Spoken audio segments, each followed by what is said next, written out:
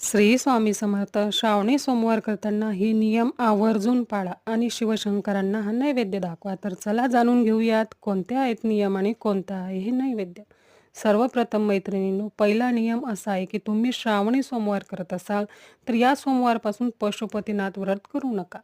हे 5 सोमवार झाल्यानंतर तुम्ही पशुपतीनाथ व्रत करू शकता. दुसरा नियम असा आहे की तुम्ही शक्यतोवर फराळामध्ये भगर खाऊ नका. तसेच तिखट फराळसुद्धा या उपवासाला घेऊ नका. तुम्ही फळे खाऊ शकता, दूध चहा घेऊ शकता.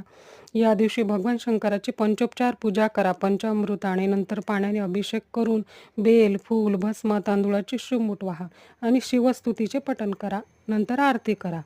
शिवशंकरांचा आवडता नैवेद्य दही भात दाखवा. आणि तिसरा नियम, तुम्ही जेवण करताना सर्वप्रथम दही भातच खा, नंतर जेवण करा. आणि चौथा नियम, या श्रावणी सोमवाराच्या व्रतामध्ये ब्रह्मचर्याचे पालन करावे. हे सर्व नियम पाळून हे व्रत केले तरच